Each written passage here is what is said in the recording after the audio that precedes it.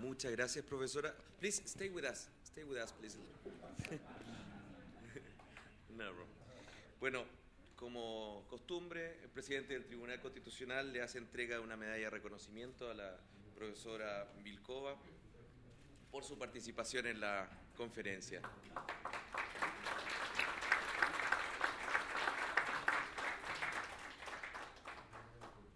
El segundo panel de esta sesión,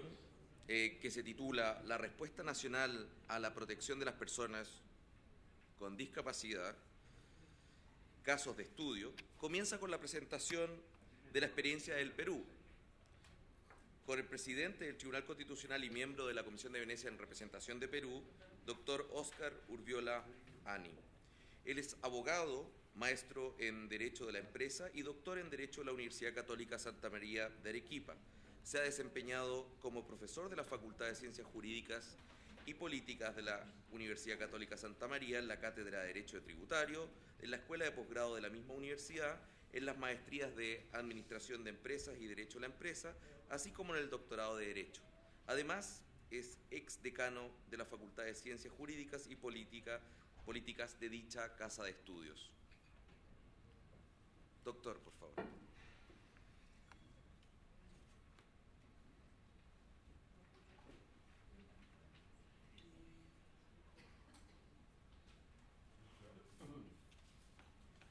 Muy buenos días,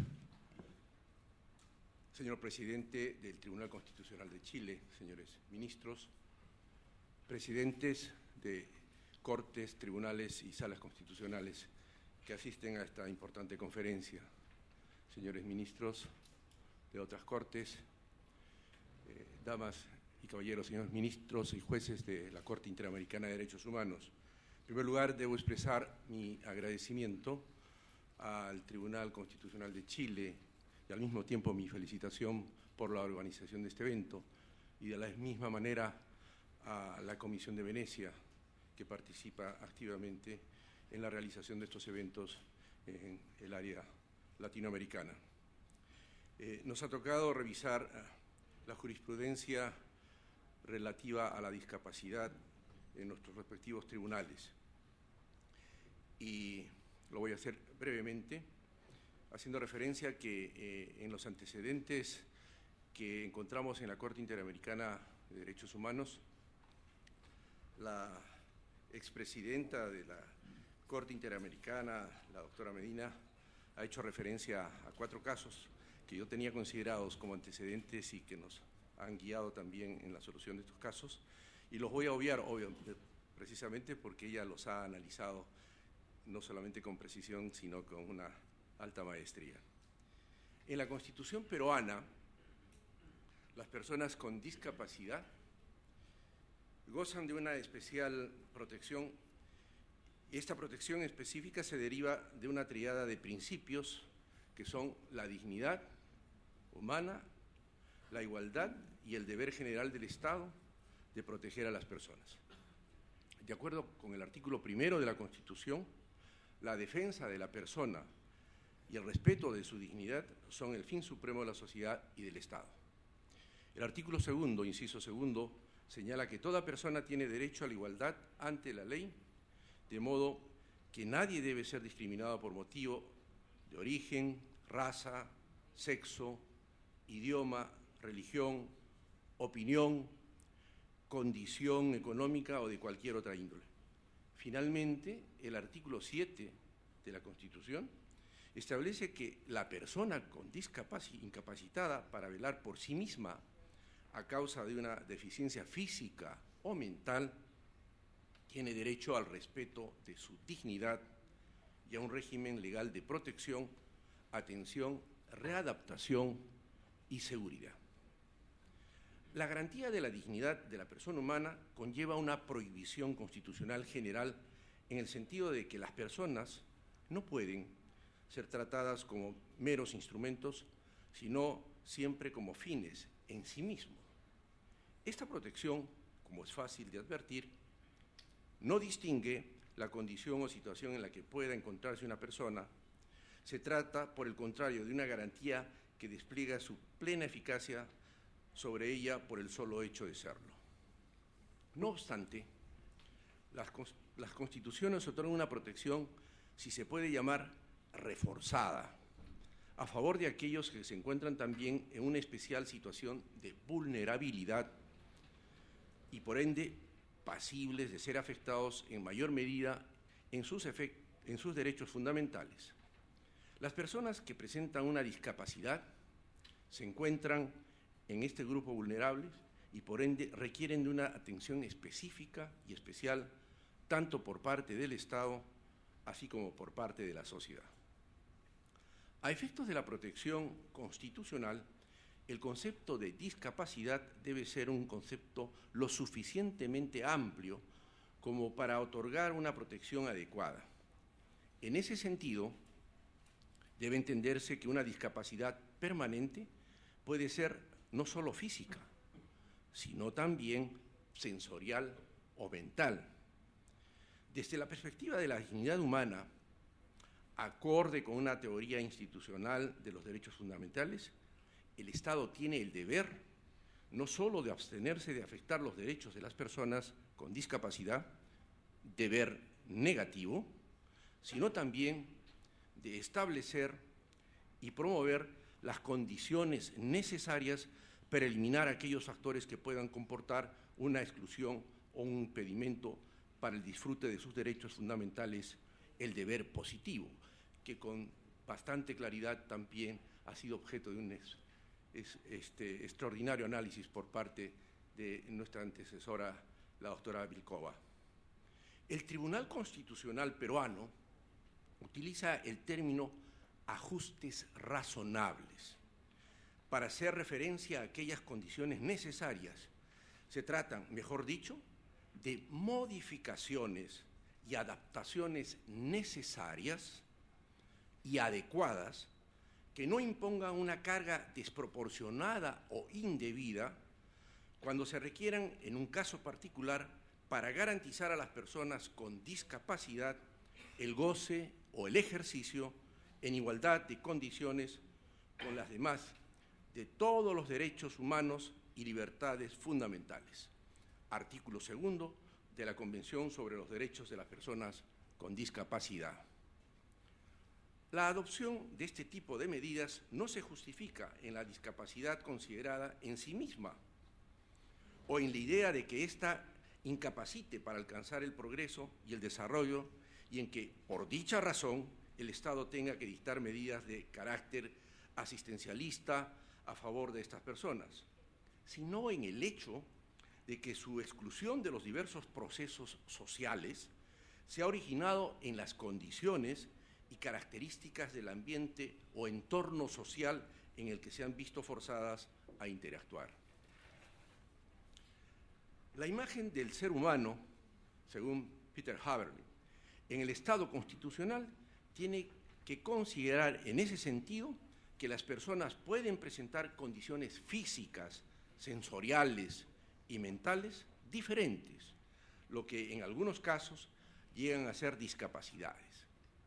El Estado debe orientar sus actividades considerando estas diferencias, ya sea a través de medidas legislativas o con acciones concretas, más aún cuando, por lo general, las actividades en las que el Estado participa, educativas, orales, recreacionales, de transporte, etcétera, son planificadas pensando en personas que no están afectadas por discapacidad alguna. Por eso,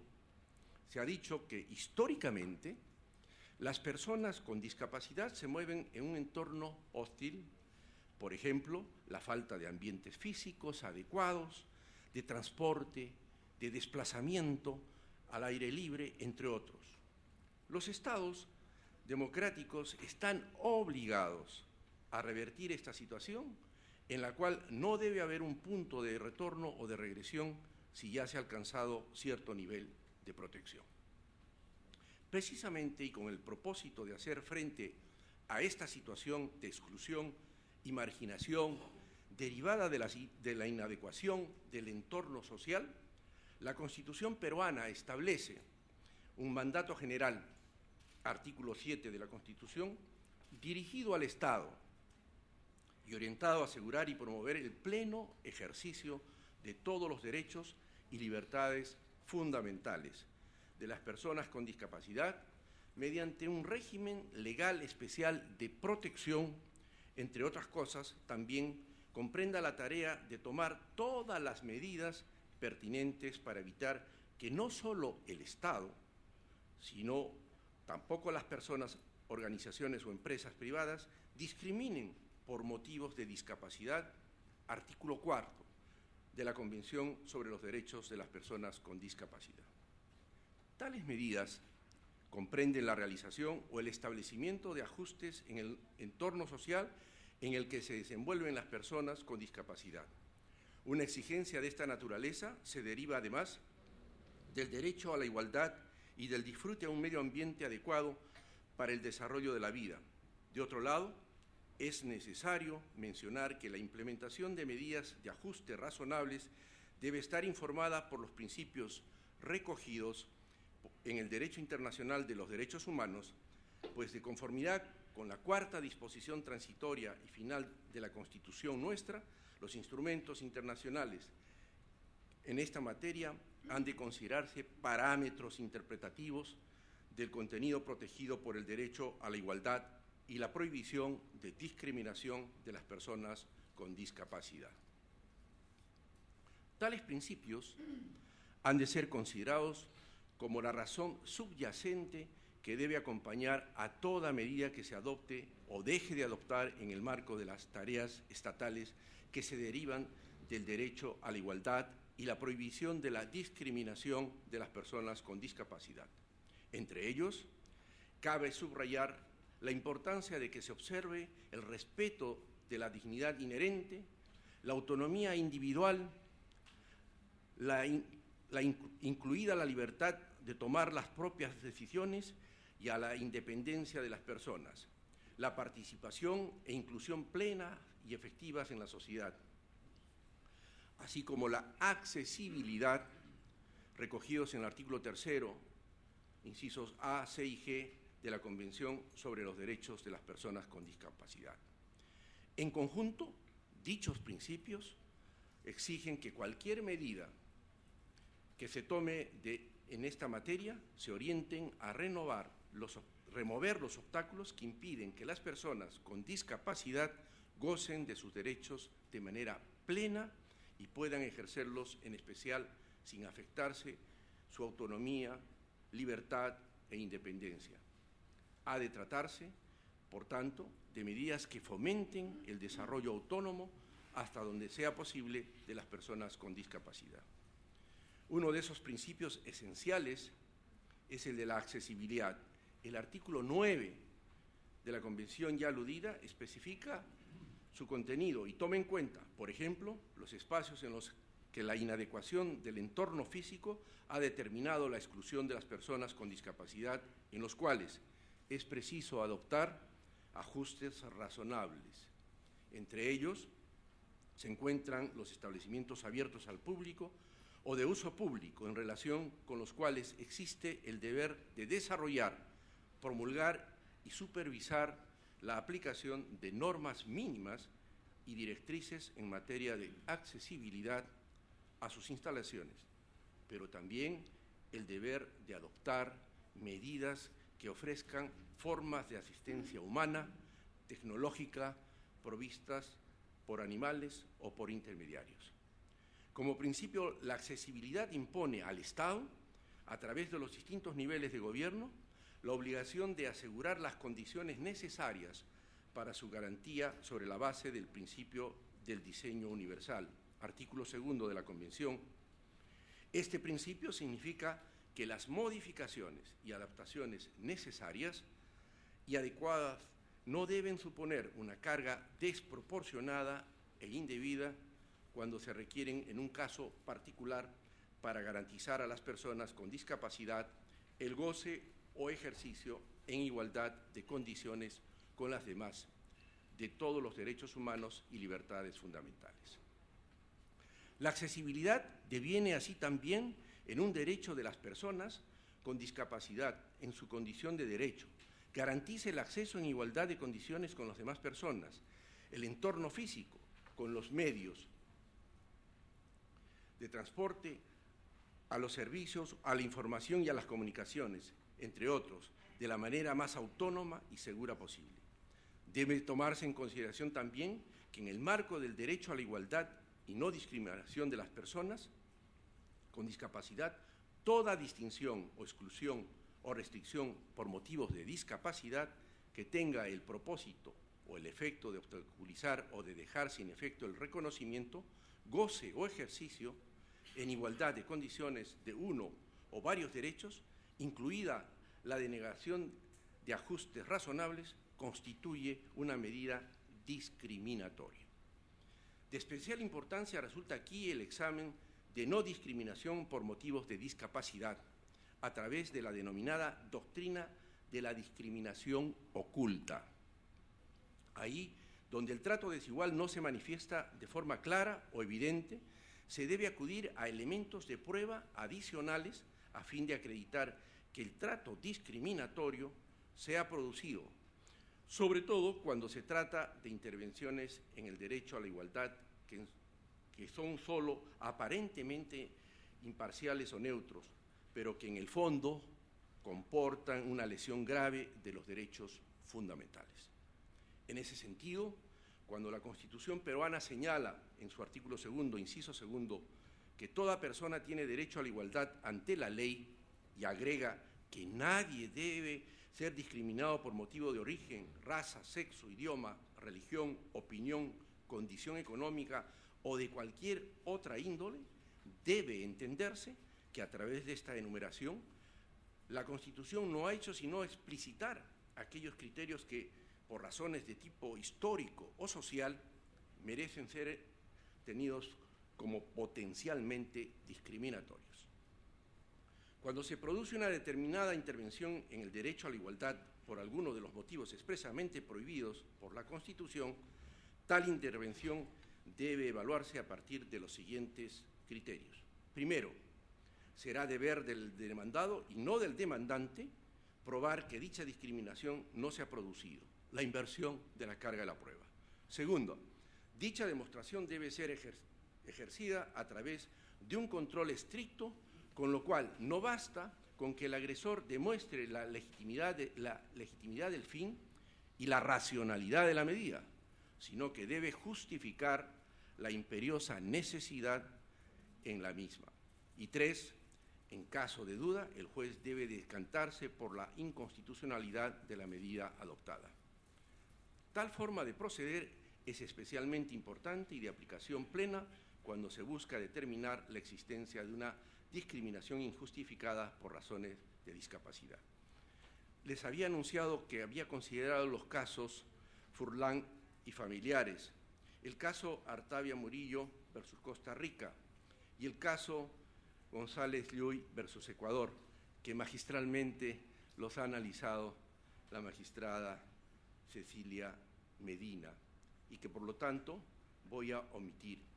Y me voy a referir ahora, y para terminar, a la jurisprudencia constitucional peruana. He de mencionar tres casos puntuales. En un primer caso, la sentencia 2317 del 2010, en una acción de amparo, el Tribunal Constitucional resolvió declarar fundada la demanda de amparo a favor de una persona discapacitada que había sido excluida en una relación de personas cesadas irregularmente. El demandante alegaba que su exclusión se debía fundamentalmente a su discapacidad, puesto que estando en la misma situación que otras personas se decidió excluirlo, dado que la autoridad estatal nunca justificó de su decisión, los motivos de su decisión. El demandante sostuvo que la única razón era su discapacidad. El tribunal estimó la demanda por dos razones fundamentales. En primer lugar, en opinión del Tribunal Constitucional, el problema advertido por el demandante se encuadraba dentro de aquellos que la doctrina denomina discriminación velada u oculta, que es aquella en la cual el trato desigual no es manifiesto.